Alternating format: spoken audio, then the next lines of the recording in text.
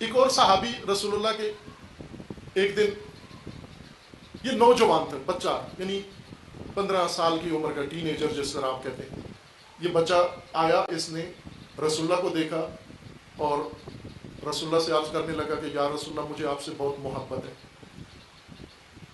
حضرت نے فرمایا کتنی محبت ہے؟ کہا بہت زیادہ محبت ہے۔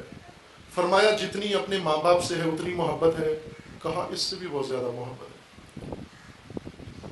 پھر کہا کہ جتنی اپنے آپ سے ہے اتنی ہے؟ کہا اس سے بھی بہت زیادہ محبت ہے۔ اسی طرح ایک ایک کر کے پوچھتے گئے، جتنی اس سے محبت ہے اتنی آپ کو مجھ سے محبت ہے؟ کہا اس سے کہیں زیادہ محبت ہے آپ سے۔ آخر کار رسول اللہ نے اس بچے سے پوچھا کہ تجھے جتنی اللہ سے محبت ہے اتنی مجھ سے ہے؟ وہ جوان کہنے لگا نا، اتنی نہیں، جتنی اللہ سے ہے اتنی، اللہ سے جو محبت ہے وہ بہت بڑھ کر ہے۔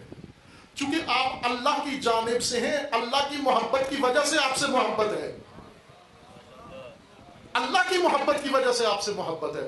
رسول اللہ نے صحابہ کو بتایا یہ یاد کرو، یہ بچے، اس جوان کا دین حفظ کرو، اس جوان جیسی محبت کرو۔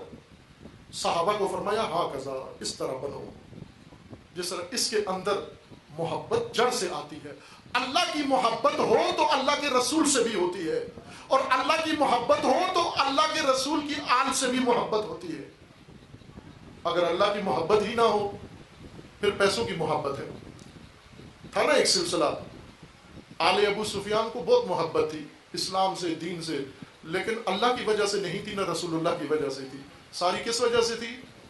مال اللہ کی وجہ سے تھی، اللہ کے مال کی وجہ سے محبت تھی۔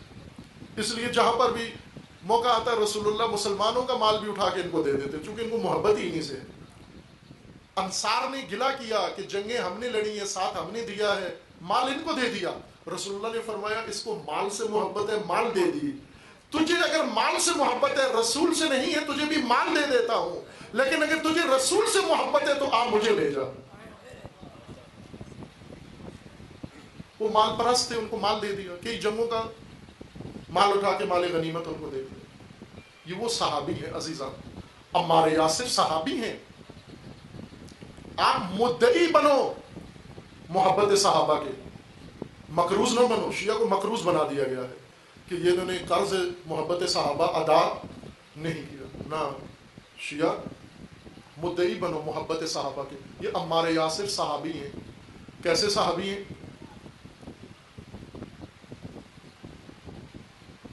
امیر المومنین حسرت کر رہے ہیں این عمار، عمار کیا ہیں؟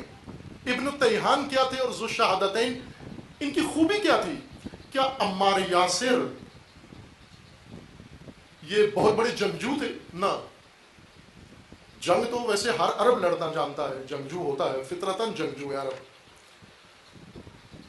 جس طرح آج کل فطرتاً عرب عیاش ہے، پہلے زمانے میں فطرتاً عرب جنگجو ہوتا تھا، ماحول ایسا تھا ان کا، وہ پیدا ہوتے ہی گھوڑ سواری، تیر اندازی، جنگ، یہ سب کچھ ان کے اندر موجود تھا، ان کی پرورش ہی ایسی ہوتی تھی۔ آج کل جیسے ان کی پرورش عیاشی میں ہوتی ہے، فطرت میں عیاشی آ گئی ہے ان کی۔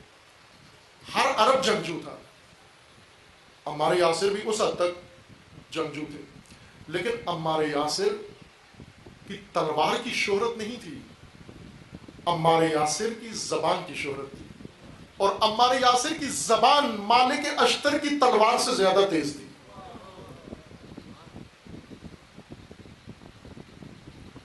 زیادہ تیز تھی۔ مالک اشتر شہید ہو چکے تھے، اس خطبے میں امیر المومنین نے مالک اشتر کو یاد نہیں کیا، عمار کو یاد کیا۔ این عمار، این اخوانی، میرے بھائی کہاں ہیں؟ میرا عمار کہاں ہے؟ میرا ابن تیہان کہاں ہے؟ میرا ذو الشہادتین کہاں ہے؟ عمار عزیزان رسول اللہ کے ساتھ جب تھے، صحبت رسول اللہ میں، شاگردی رسول اللہ میں، پیروی رسول اللہ میں، خدمت رسول اللہ میں، عمار صادق ترین، سچے نبوت کے پیغام کو پہنچانے والے تھے۔ جب بھی رسول اللہ کو کسی تک اپنا رازدارانہ پیغام دینا ہوتا، عمار یاسر کے ذریعے بھیجتے یہ پیغام، جہاں راز کی بات ہوتی عمار یاسر کو بھیجتے۔ یہ ابن التیہان اس لیے کہ یہ بھی ابھی مسلمان نہیں ہوئے تھے، جب اس وقت سے ہی یہ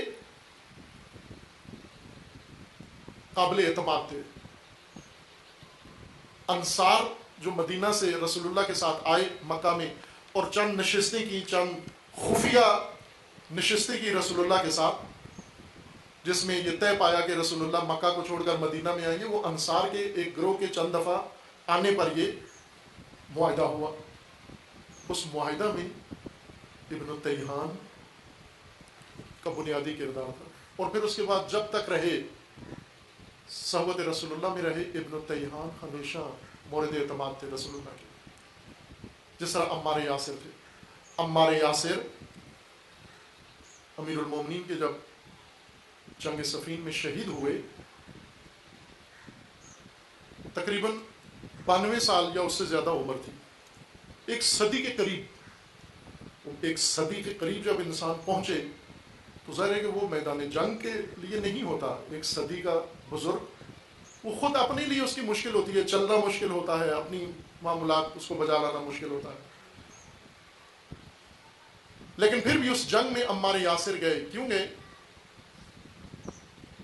عمار یاسر پیشرو تھے، یہ نہ صرف رسول اللہ کے فرمان کو سمجھتے تھے بلکہ رسول اللہ کے دل کو بھی سمجھتے تھے، ارادوں کو بھی سمجھتے تھے۔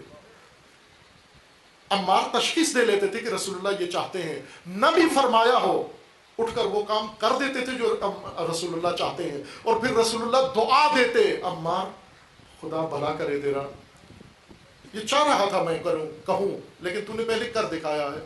مسجد النبوی جب بن رہی تھی تو عمار یاسر بہت ہی منکسر مزاج، ابھی بھی مثلا جہاں یہ بچے ہمارے کارگاہ میں شارٹ کورس کے لیے آئے ہوئے ہیں، ان میں کچھ ہوتے ہیں تیز ترار شرارتی قسم کے ہوتے ہیں، چالاک ہوتے ہیں، کچھ ہوتے ہیں ذرا شریف طبیعت کے ہوتے ہیں، بڑے نجیب۔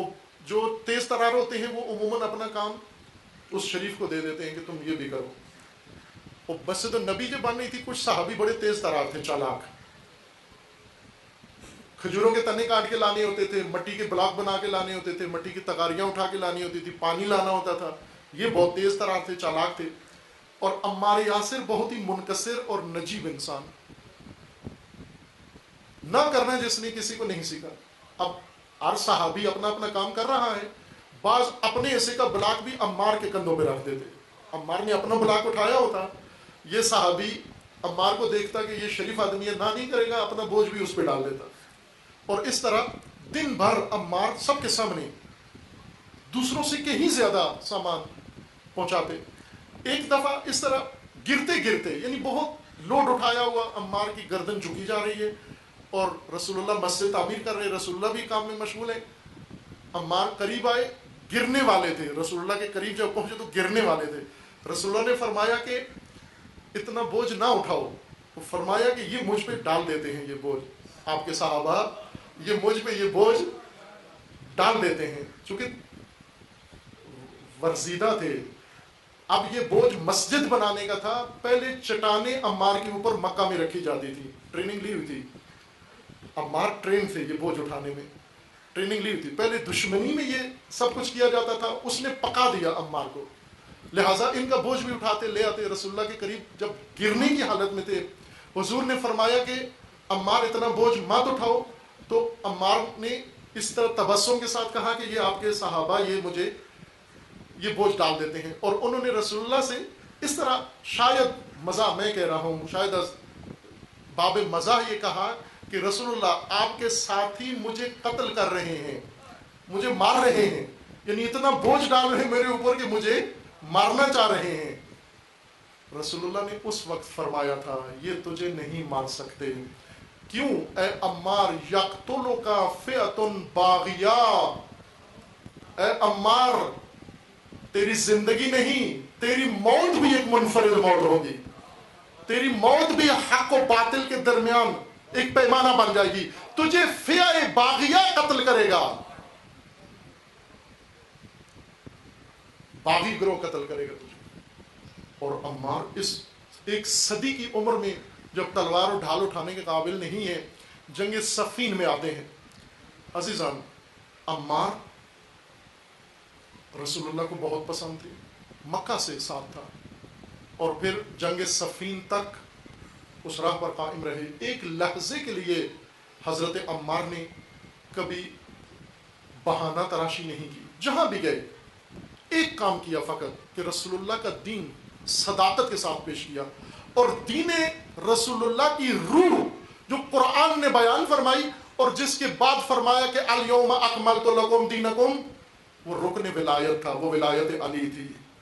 عمار نے یہ سبق سب سے اچھا پڑھ لیا تھا، اور جہاں پر بھی عمار ہوتے وہاں پر لوگوں کو پیغام ولایت پہنچاتے، تعلیم ولایت دیتے، محبت علی ان کے دلوں میں کاشت کر دیتے. اس لیے علی آج لاکھوں کے مجمع میں فرماتے ہیں این عمار، علی عمار تلاش کر رہے ہیں. کہاں ہے عمار؟ یعنی امیر المومنین فرما رہے ہیں کہ ہر نسل میں ہر زمانے کو عمار کی ضرورت ہے،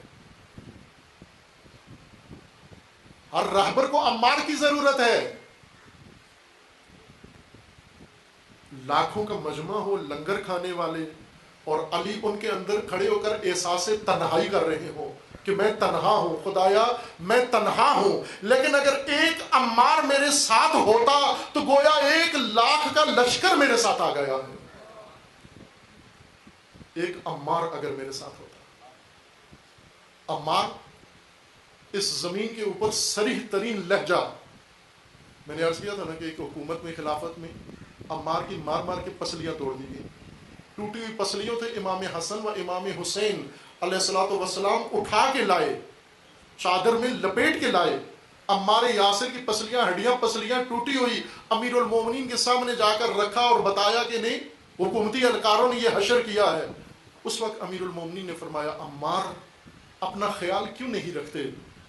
اس وقت عمار نے یہ فرمایا، عرض کی یا علی یا امیر المومنین، کیا ہو سکتا ہے کہ میں اپنی آنکھوں سے حق کو باطل اور باطل کو حق ہوتے ہوئے دیکھوں، منکر کو معروف اور معروف کو منکر بنتے ہوئے دیکھوں؟